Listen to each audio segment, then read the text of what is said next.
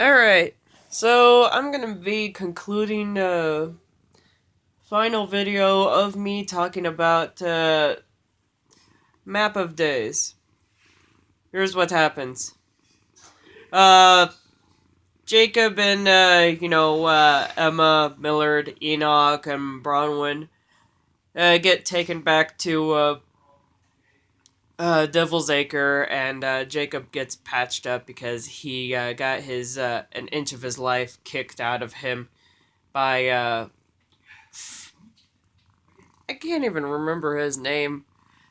Thank God it's Christmas because my dad's gonna give me some money and I'm gonna buy that book and probably reread it again. Oh, it's Leo!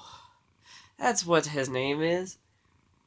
Yeah, he got an inch of his life kicked out of him by Leo. Anyway, and then basically, after, he's resting in bed with the other kids, essentially they get grounded and told by Miss Peregrine that the reason why Miss Peregrine, uh, I don't even know why I did quotation marks right there. I should have waited. I'm so terrible at this. But the reason why Miss Peregrine, didn't. Well, there was an earlier part in the book where Jacob was staring at a map of America in the this office room with Miss Cuckoo or Cuckoo. They're birds, okay. And Miss Peregrine was and Miss Peregrine and Cuckoo.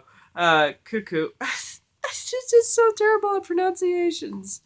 They told him that America was a bit of a mess, and Jacob's like, "Oh, I'm from America. I can help out." And they're like, "We already have plans for you." And Jacob, being Jacob, as you can see from Library of Souls, already went off and did his own thing. Yes, Sergi. So, but as it turns out, Miss Peregrine and the other Imbrans had already been negotiating with the Peculiars in America. Well, the leaders of the Peculiars in America from Detroit. Yeah, maybe there's androids over there. No. I'm sorry, I'm so enraptured by that game. From Detroit to the northeast, such as New York, to California. Everywhere else is kind of like the Wild West, you know what I'm saying, or Forbidden Territory. So they're trying to get them to get along and trying to get them to get along with Europe, but due to the actions that Jacob and his friends did, they kind of like put put them a step behind on that negotiation because now the peculiars in America think that the European peculiars can't be trusted, especially the Embrons. So yeah. So basically, Miss Peregrine is like, "All right, you kids are grounded. You guys got chores to do for the next month or so." And Jacob's like, "Whoa, whoa, whoa, whoa, whoa, whoa. What about Noor?" And it's like, "What about her?" And it's like, "We got to go back and save her." "No, we don't." And they kind of go back, do this back and forth thing, like, "Yes, we do. No, we don't." Uh, thing until and including the kids are like trying to explain that to Jacob, like, "Shut the fuck up, man." And Miss Peregrine is even explaining to him, like, "Look, you kids almost started a war between us and America." Jesus, would have started a World War III with the peculiar world. That would have been fascinating to witness. But Jacob, having a one-track mind, is like, "Yeah, but Noor." And everyone's like, "Who cares? The mission's over. We're done. Like, we're we failed, okay?" And besides, like, rescuing people back in the day is kidnapping. Kidnap is considered kidnapping 20 years later. So shut up, Jacob. But Jacob, being a pig-headed guy, doesn't get the memo and is still insistent on it, and he just kind of loses the respect of his friends and including his Embrun. And they leave him without giving him a reason. You suck speech. You know what I'm saying? Including Emma, who just kind of breaks up with him right there. Well, doubly breaks up with him, and essentially Jacob just kind of mulls it over, realizing that this whole thing was his fault. You think? Yeah, but he's not done with trying to help out Noor. So what he does is he tells one of the peculiars to speed up his healing process. Then he goes and rushes back home and talks to H. And funny enough, before he does that, he runs into Sharon, who is aware of Jacob's antics and is supportive of it. Even tells Jacob, like, "Oh yeah, I actually don't like the Embrans either. There's actually a little council meeting. Me and a few like-minded people have. You should check it out on Saturday." And gives him like a little card, and tells Jacob to go and check out this little meeting, along with giving Jacob a little like pass to go to any loop anywhere at any time possible,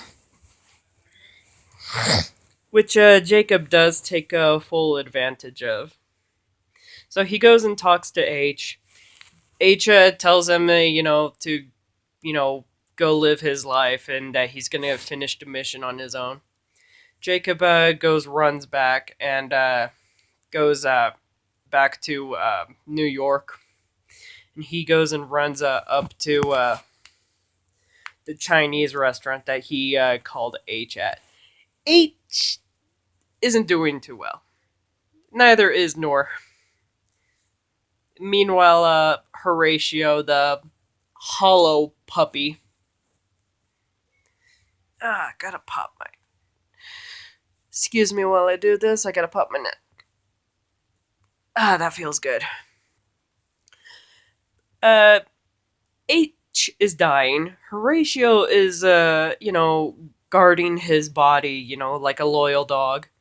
And Noor is unconscious. Let's just say that when H tried to go ahead and free Noor, he got into some trouble along the way with Leo and his goons. Okay, let's just say that. That's the short end of the story. And basically, Jacob, once talking to H, does find out that yes, his father and his team, quote, did take some kids and send them over to some people that, and those peculiar kids were killed in the process. They didn't murder the children, but they are responsible for the children's deaths. So, yeah. And that is like another secret that Abraham Portman didn't tell him, along with a few other things in the book that we ended up digging up with a shovel in this tale. Hi, Ranger. I got kitties galore all over this place hanging out with me. But eventually, H, realizes that he's about to, go. And he apparently a long time ago made a promise to Horatio to eat his eyeballs, which is probably something that uh, may have gotten inspired from the eyeball eating thing in the movie. Even though Hollows kind of just eat peculiar flesh or just need to eat peculiar souls just to level up. But yeah, just eating your eyes would probably be sufficient for the poor guy. And Horatio just like is having mixed feelings about it, but they made a deal, so he eats his eyes, and then he starts turning into a white very slowly too. It's actually a fascinating process to read about. And Noor, of course, wakes up and sees this, and she kind of pukes up the light in her body, which is also a fascinating thing to read. Uh, and basically, that while Horatio is whitening it up over there, and H kicked the bucket, Horatio finally gives Jacob coordinates to their next loop location, which they find in like some sort of safe locker or whatever. I don't know. A lot of shit happened, man, and I didn't read the book in the last couple of weeks. I've been postponing this video for a while now. But they get the coordinates, and Horatio just vamooses. And Jacob, promises to protect Nora and take her to the next loop location. And they're, hey, just making a video. But yeah, they're off on their next adventure, and it's like, okay, yeah, that was kind of cool. I'm probably not gonna see my favorite characters in the next book, but I am fascinated to see what's gonna happen in the next book. So maybe I get to find out if Lily is a traitor. Maybe I get to see more about Noor. I really hope for some character development from Jacob.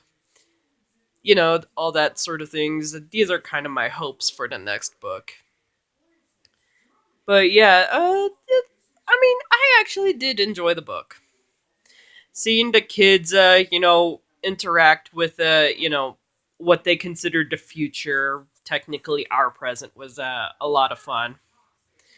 One of the things I did notice was that Hugh hasn't exactly come to terms or moved on with the disappearance of Fiona, or maybe possible death of Fiona. There was a scene where they called up Jacob and told him that Miss Peregrine was flying after them because she woke up. They couldn't exactly, come up with a consistent lie to keep her from not going after them. And Claire just kind of blabbed it out because, well, she said she would, so she did. And Hugh, while he was on the phone with Jacob, while he was on a highway, asked, "Hey, did you guys check for Fiona at any of the loops you visited?" And Jacob's like, "Yeah, we did, buddy. She's not anywhere, but we're still checking. Yeah, we're still, yeah." And he hangs up. Fuck, we got to keep looking for her. And it turns out in the rest of the book they don't. It's kind of depressing, really, because the guy has been in love with Fiona for so long, and technically many of us have been in love with the pairing for a good amount of time. It's just that everyone else has kind of come to terms with the possibility that maybe she's dead, and Hugh, for that matter, hasn't possibly got the message. And frankly, I kind of don't blame him because, from what I know, they spent a lot of time together, so it's really depressing. And it's even worse when they're not exactly, helping the guy out, helping a brother out. So it's kind of sad.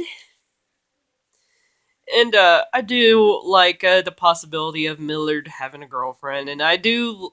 There speaking of which, there was a weird scene where, like, while they're in Devil's Acre looking for jobs, oh, God, like I said, I can't stand Miss Peregrine in this book because she's so uh, self righteous in this one where she grounded the kids for being late by a few minutes because they had to take a detour because Jacob isn't exactly wasn't aware how famous he was in the peculiar world because of like what he and the other characters did in the last book because he spent most of his time hanging out with his family and not in any of the loops. So basically, when he gets called up to go to Devil's Acre and go looking for a job, and a bunch of mobs of peculiars go running up to him asking for his autograph and asking for details about what he did and all that, he's like, "What? What are you guys talking about?" Especially since the guy is so used to being a loser in his own timeline in his own world. It's kind of startling, and it's very familiar to me because, and it's very relatable in a way because growing up, I was that type of person where I was an outcast. I didn't grow up with many friends, and to suddenly have people, like ask me how my day was, how my weekend was, how I was doing, and want to come out and say hi to me and talk to me and all that. It's kind of weird. You can get used to it after a while, but it's very weird at first. And there was like another part where like when they were taking the detour, they were coming across a couple of like fish peculiars, and they were asking them for details on how to you know repeat the same process, and they were telling them, we almost died, guys. We kind of don't want to do it again, and Imbrans are still doing research on what happened last time, so yeah, you're gonna have to suck it up for a while.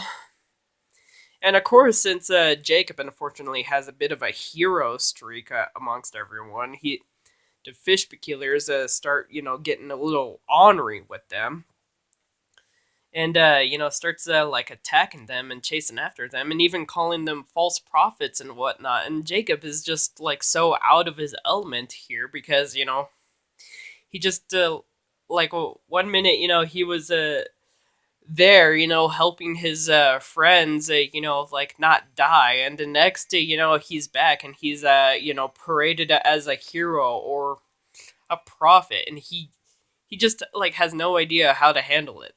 Even Bronwyn is kind of giving him this same, like hero worship until the end of the book, and even Jacob's like, what? And when they head back home, like Miss Peregrine, she's so busy with meetings and stuff, like, and so tired and exhausted with everything that she just that she just punishes the kids or yells at them or whatever. I don't remember the book details in that, but she punishes the kids for being late by a few minutes, and they're just like, we had to take a detour.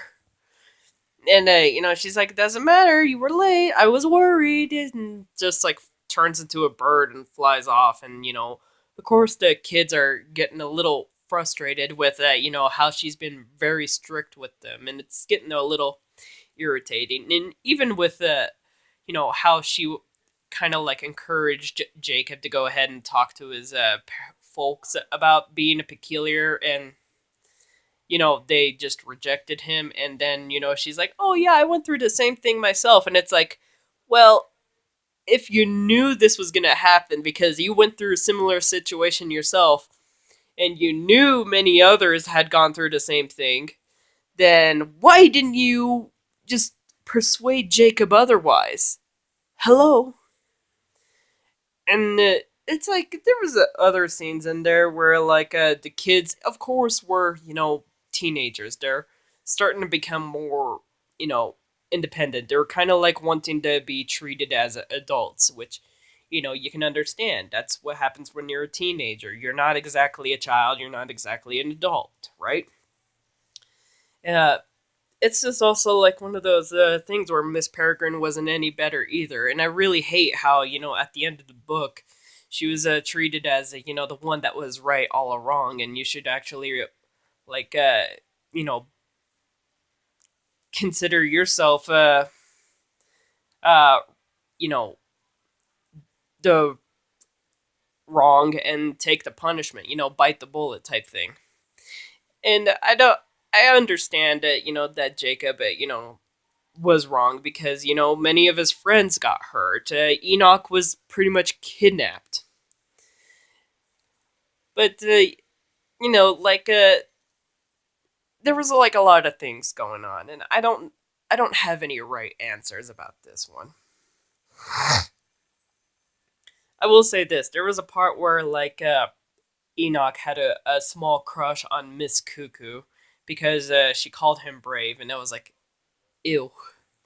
Even Millard is like, Enoch, are you insane? She's probably like hundreds of years older than you. And he's like, she called me brave. And I'm like, ew! Someone's got a cougar complex. But yeah, there is a lot going on in this book. And I think what it's trying to tell you is probably like, the best and worst case scenarios of like teenagers growing up and how people deal with them. And it shows that in a lot of ways. So, I mean, I can appreciate that because there's no right or wrong way to raise a teenager. I mean, Miss Peregrine is still taking care of them like children. So, and kids that just kind of want to be treated, like adults. And after doing what they did, well, unfortunately, they're not going to be given that kind of benefit. Not, not for a while, at least. So yeah, those are my 2 cents on the final part of the book. So yeah, it wasn't bad. I actually liked it. Uh, Compared to Library of Souls, I actually thought it was an improvement. And if I get my Christmas money, I'm probably gonna buy the entire series minus the movie. So yeah, that's those are my 2 pennies on it. Thanks for watching. Like, share, subscribe, and comment. Tell me whatever you feel. So, yeah. Bye. Keep reading, guys.